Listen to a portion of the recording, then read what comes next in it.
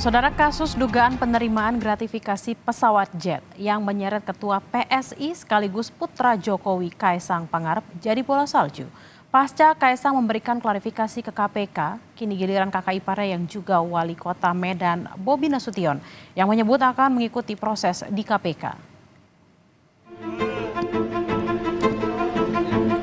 Bagai bola salju, kasus dugaan penerimaan gratifikasi jet Kaisang bergulir. Tak hanya Kaisang, kini wali kota Medan sekaligus calon gubernur Sumatera Utara Bobi Nasution juga turut bicara soal kasus itu yang menyeret namanya. Usai rapat pleno terbuka, pengundian dan penetapan nomor urut Cagup dan Cawagup Sumatera Utara Senin malam, Bobi bilang akan mengikuti proses di KPK jika nantinya dipanggil soal dugaan gratifikasi jet pribadi. Saat ditanya apakah akan memberikan klarifikasi seperti yang dilakukan iparnya Kaisang Pangarep, Bobi kembali menjawab akan mengikuti proses di KPK. Setelah Kaisang jadi sorotan, Bobi juga disorot ihwal jet pribadi. Dalam foto yang diunggah sebuah akun X, Bobi tampak hendak naik dan turun dari sebuah pesawat jet pribadi.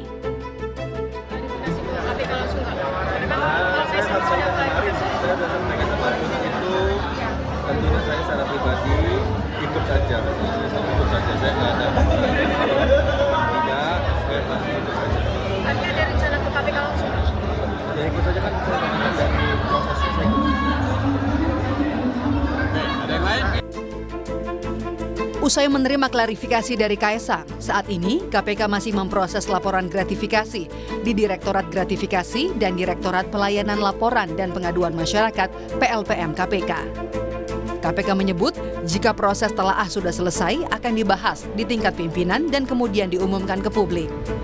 Namun, di acara diskusi ICW, Ketua Sementara KPK Nawawi Pomolango justru berpantun menyindir soal gratifikasi jet pribadi.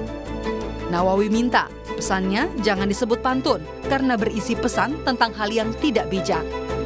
Nawawi meminta pesannya tidak dibalas dengan kata cakep seperti pantun pada umumnya, melainkan dibalas dengan kata coy.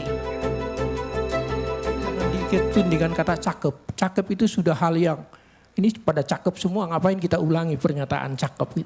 Tapi diganti dengan kata coy. Itu artinya conflict of interest. Jadi selalu mengingatkan kita bahwa conflict of interest itu sangat-sangat hati-hati untuk mengelolanya. Sang anak jualan pisang. Si bapak pengusaha terasi. Jangan naik pesawat terbang kalau tiketnya dari gratifikasi.